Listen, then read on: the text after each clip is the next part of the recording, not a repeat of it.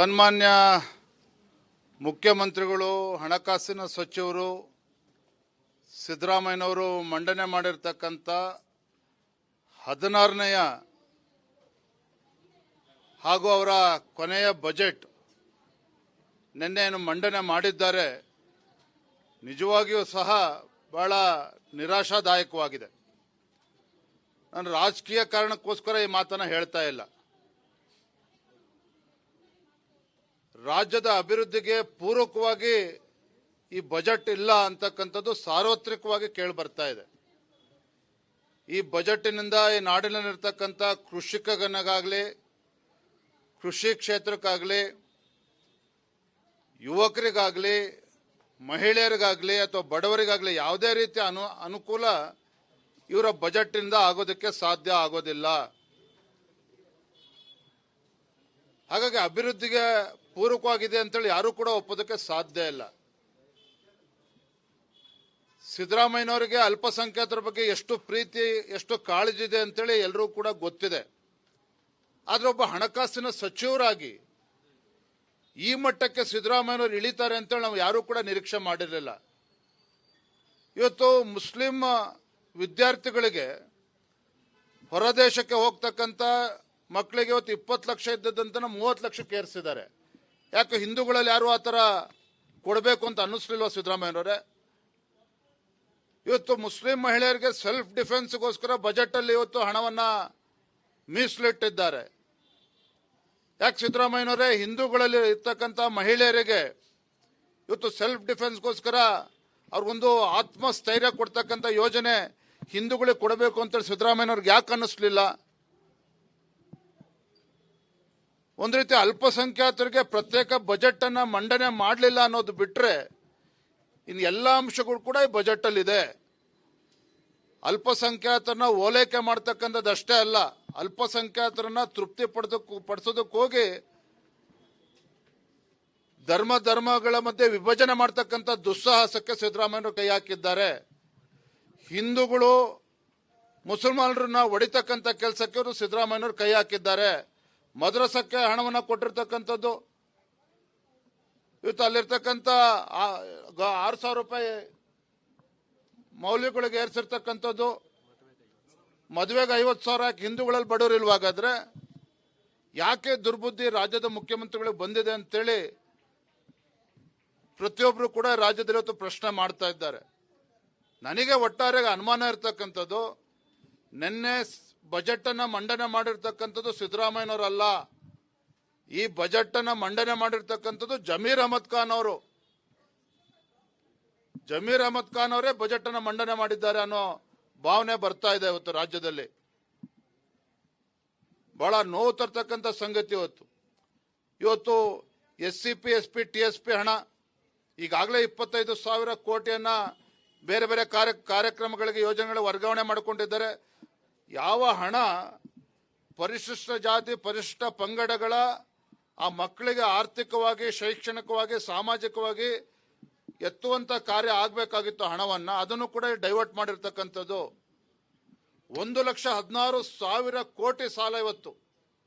ಯಾವ ಸಿದ್ದರಾಮಯ್ಯನವರು ಮೊದಲ ಬಜೆಟ್ ಅನ್ನ ಮಂಡನೆ ಮಾಡಿದಾಗ ಸರ್ಪ್ಲಸ್ ಬಜೆಟ್ ಅನ್ನ ಮಂಡನೆ ಮಾಡಿದ್ರು, ಅದೇ ಸಿದ್ದರಾಮಯ್ಯನವರು ತಮ್ಮ ಅಂತಿಮ ಬಜೆಟ್ ಅನ್ನ ಮಂಡನೆ ಮಾಡಿದಾಗ 1,16,000 ಸಾಲವನ್ನ, 1,16,000 ಕೋಟಿ ರೂಪಾಯಿ ಸಾಲವನ್ನ ಮಾಡಿರ್ತಕ್ಕಂಥ ಒಂದು ಬಜೆಟ್. ನನಗನ್ಸ್ತದೆ ಯಾವುದೇ ಒಬ್ಬ ಅನುಭವಿ ಮುಖ್ಯಮಂತ್ರಿಗಳು ಅಥವಾ ಅನುಭವಿ ಹಣಕಾಸು ಸಚಿವರು ಇಂಥ ಬಜೆಟ್ ಅನ್ನ ಕೊಡೋದಕ್ಕೆ ಸಾಧ್ಯ ಇಲ್ಲ. ಎಲ್ಲೋ ಒಂದ್ ಕಡೆ ಅಲ್ಪಸಂಖ್ಯಾತರ ಓಲೈಕೆ ಇವತ್ತು ರಾಜ್ಯವನ್ನ ಒಡಿತಕ್ಕಂಥ ಕೆಲಸ ಸಿದ್ದರಾಮಯ್ಯನವರು ಮಾಡಿದ್ದಾರೆ. Thank you.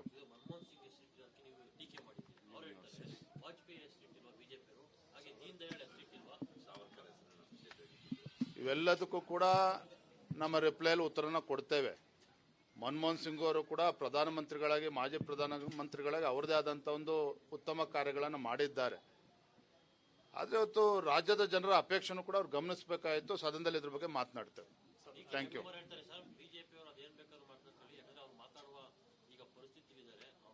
ಯಾರು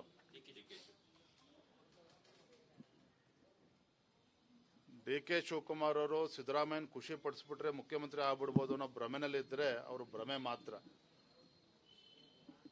ಸಿದ್ದರಾಮಯ್ಯನವರ ಮನವೊಲಿಸ್ತಕ್ಕಂಥ ಅವ್ರಿಗೆ ಖುಷಿ ಪಡಿಸ್ತಕ್ಕಂಥ ಕೆಲಸ ಇತ್ತೀಚಿನ ದಿನಗಳಲ್ಲಿ ಸಿದ್ದರಾಮಯ್ಯ ಮಾಡ್ತಾ ಇದ್ದಾರೆ. ಹಾಗಾಗಿ ಈ ರೀತಿ ಟೀಕೆಗಳನ್ನು ಮಾಡ್ತಾ ಇದ್ದಾರೆ. ಯಾವುದೇ ಕಾರಣಕ್ಕೂ ಅವ್ರು ಯಶಸ್ವಿ ಆಗೋದಿಲ್ಲ. ಆದರೆ ಒಂದಂತೂ ಸತ್ಯ, ಮುಖ್ಯಮಂತ್ರಿ ಬದಲಾವಣೆ ಬಗ್ಗೆ ಬಿಜೆಪಿಗಿಂತ ಹೆಚ್ಚಾಗಿ ಕಾಂಗ್ರೆಸ್ ಅಲ್ಲೇ ಚರ್ಚೆ ನಡೀತಾ ಇದೆ. Thank you. ಯಾರಪ್ಪ? ಯಾರನ್ನ?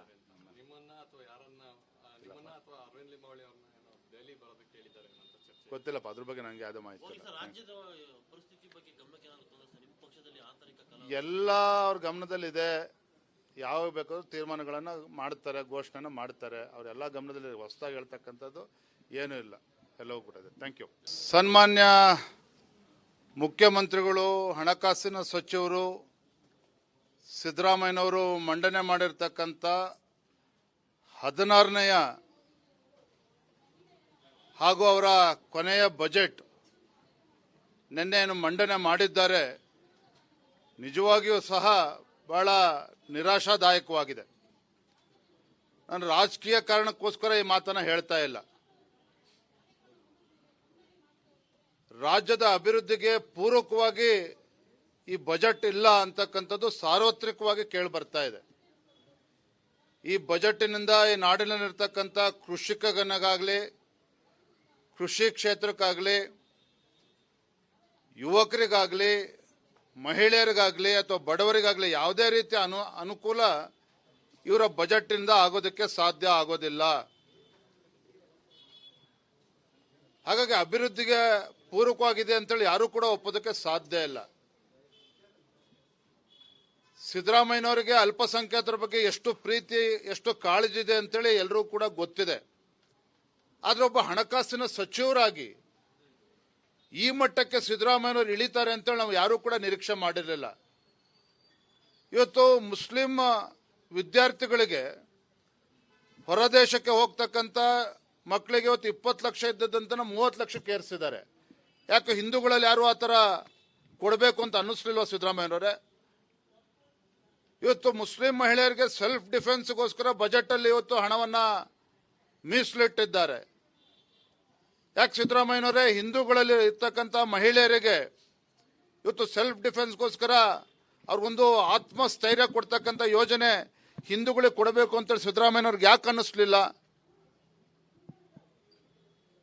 ಒಂದು ರೀತಿ ಅಲ್ಪಸಂಖ್ಯಾತರಿಗೆ ಪ್ರತ್ಯೇಕ ಬಜೆಟ್ ಅನ್ನ ಮಂಡನೆ ಮಾಡಲಿಲ್ಲ ಅನ್ನೋದು ಬಿಟ್ರೆ ಇನ್ನು ಎಲ್ಲ ಅಂಶಗಳು ಕೂಡ ಈ ಬಜೆಟ್ ಅಲ್ಲಿ ಇದೆ. ಅಲ್ಪಸಂಖ್ಯಾತರನ್ನ ಓಲೈಕೆ ಮಾಡ್ತಕ್ಕಂಥದ್ದು ಅಷ್ಟೇ ಅಲ್ಲ, ಅಲ್ಪಸಂಖ್ಯಾತರನ್ನ ತೃಪ್ತಿ ಪಡಿಸೋದಕ್ಕೆ ಹೋಗಿ ಧರ್ಮಗಳ ಮಧ್ಯೆ ವಿಭಜನೆ ಮಾಡ್ತಕ್ಕಂಥ ದುಸ್ಸಾಹಸಕ್ಕೆ ಸಿದ್ದರಾಮಯ್ಯನವರು ಕೈ ಹಾಕಿದ್ದಾರೆ. ಹಿಂದೂಗಳು ಮುಸಲ್ಮಾನರನ್ನ ಹೊಡಿತಕ್ಕಂಥ ಕೆಲಸಕ್ಕೆ ಅವರು ಸಿದ್ದರಾಮಯ್ಯನವರು ಕೈ ಹಾಕಿದ್ದಾರೆ.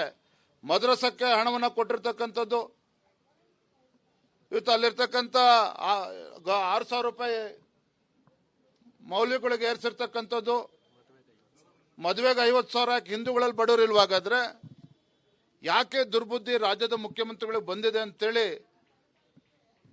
ಪ್ರತಿಯೊಬ್ಬರು ಕೂಡ ರಾಜ್ಯದಲ್ಲಿ ಇವತ್ತು ಪ್ರಶ್ನೆ ಮಾಡ್ತಾ ಇದ್ದಾರೆ. ನನಗೆ ಒಟ್ಟಾರೆ ಅನುಮಾನ ಇರ್ತಕ್ಕಂಥದ್ದು, ನಿನ್ನೆ ಬಜೆಟ್ ಅನ್ನ ಮಂಡನೆ ಮಾಡಿರ್ತಕ್ಕಂಥದ್ದು ಸಿದ್ದರಾಮಯ್ಯನವರಲ್ಲ. ಈ ಬಜೆಟ್ ಅನ್ನ ಮಂಡನೆ ಮಾಡಿರ್ತಕ್ಕಂಥದ್ದು ಜಮೀರ್ ಅಹಮದ್ ಖಾನ್ ಅವರು. ಜಮೀರ್ ಅಹಮದ್ ಖಾನ್ ಅವರೇ ಬಜೆಟ್ ಅನ್ನ ಮಂಡನೆ ಮಾಡಿದ್ದಾರೆ ಅನ್ನೋ ಭಾವನೆ ಬರ್ತಾ ಇದೆ ಇವತ್ತು ರಾಜ್ಯದಲ್ಲಿ. ಬಹಳ ನೋವು ತರ್ತಕ್ಕಂಥ ಸಂಗತಿ ಇವತ್ತು SCP, SP, TSP ಹಣ ಈಗಾಗಲೇ 25,000 ಕೋಟಿಯನ್ನ ಬೇರೆ ಬೇರೆ ಕಾರ್ಯಕ್ರಮಗಳಿಗೆ, ಯೋಜನೆಗಳಿಗೆ ವರ್ಗಾವಣೆ ಮಾಡಿಕೊಂಡಿದ್ದಾರೆ. ಯಾವ ಹಣ ಪರಿಶಿಷ್ಟ ಜಾತಿ, ಪರಿಶಿಷ್ಟ ಪಂಗಡಗಳ ಆ ಮಕ್ಕಳಿಗೆ ಆರ್ಥಿಕವಾಗಿ, ಶೈಕ್ಷಣಿಕವಾಗಿ, ಸಾಮಾಜಿಕವಾಗಿ ಎತ್ತುವಂತ ಕಾರ್ಯ ಆಗಬೇಕಾಗಿತ್ತು ಹಣವನ್ನ, ಅದನ್ನು ಕೂಡ ಡೈವರ್ಟ್ ಮಾಡಿರ್ತಕ್ಕಂಥದ್ದು. 1,16,000 ಕೋಟಿ ಸಾಲ ಇವತ್ತು. ಯಾವ ಸಿದ್ದರಾಮಯ್ಯನವರು ಮೊದಲ ಬಜೆಟ್ ಅನ್ನ ಮಂಡನೆ ಮಾಡಿದಾಗ ಸರ್ಪ್ಲಸ್ ಬಜೆಟ್ ಅನ್ನ ಮಂಡನೆ ಮಾಡಿದ್ರು, ಅದೇ ಸಿದ್ದರಾಮಯ್ಯನವರು ತಮ್ಮ ಅಂತಿಮ ಬಜೆಟ್ ಅನ್ನ ಮಂಡನೆ ಮಾಡಿದಾಗ 1,16,000 ಸಾಲವನ್ನ 1,16,000 ಕೋಟಿ ರೂಪಾಯಿ ಸಾಲವನ್ನ ಮಾಡಿರ್ತಕ್ಕಂಥ ಒಂದು ಬಜೆಟ್. ನನಗನ್ಸ್ತದೆ ಯಾವುದೇ ಒಬ್ಬ ಅನುಭವಿ ಮುಖ್ಯಮಂತ್ರಿಗಳು ಅಥವಾ ಅನುಭವಿ ಹಣಕಾಸು ಸಚಿವರು ಇಂಥ ಬಜೆಟ್ ಅನ್ನ ಕೊಡೋದಕ್ಕೆ ಸಾಧ್ಯ ಇಲ್ಲ. ಎಲ್ಲೋ ಒಂದ್ ಕಡೆ ಅಲ್ಪಸಂಖ್ಯಾತರ ಓಲೈಕೆ ಇವತ್ತು ರಾಜ್ಯವನ್ನ ಒಡಿತಕ್ಕಂಥ ಕೆಲಸ ಸಿದ್ದರಾಮಯ್ಯನವರು ಮಾಡಿದ್ದಾರೆ. Thank you.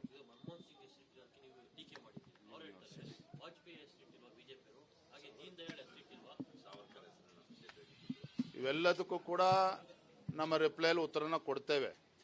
ಮನಮೋಹನ್ ಸಿಂಗ್ ಅವರು ಕೂಡ ಪ್ರಧಾನಮಂತ್ರಿಗಳಾಗಿ, ಮಾಜಿ ಪ್ರಧಾನಮಂತ್ರಿಗಳಾಗಿ ಅವ್ರದೇ ಆದಂಥ ಒಂದು ಉತ್ತಮ ಕಾರ್ಯಗಳನ್ನು ಮಾಡಿದ್ದಾರೆ.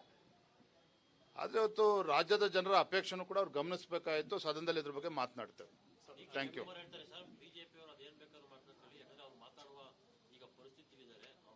ಯಾರು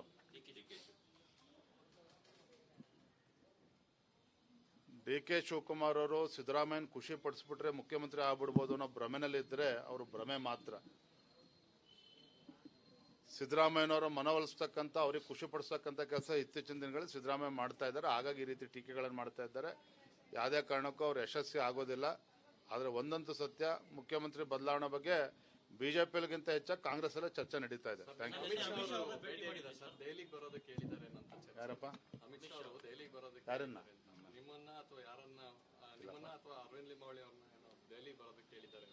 ಗೊತ್ತಿಲ್ಲಪ್ಪ, ಅದ್ರ ಬಗ್ಗೆ ನಂಗೆ ಯಾವುದೇ ಮಾಹಿತಿ ಇಲ್ಲ. ಎಲ್ಲ ಅವ್ರ ಗಮನದಲ್ಲಿದೆ. ಯಾವಾಗ ಬೇಕಾದ್ರೂ ತೀರ್ಮಾನಗಳನ್ನ ಮಾಡ್ತಾರೆ, ಘೋಷಣೆನ ಮಾಡ್ತಾರೆ. ಅವರೆಲ್ಲ ಗಮನದಲ್ಲಿ ಹೊಸದಾಗಿ ಹೇಳ್ತಕ್ಕಂಥದ್ದು ಏನೂ ಇಲ್ಲ, ಎಲ್ಲ ಹೋಗ್ಬಿಟ್ಟಿದೆ. Thank you.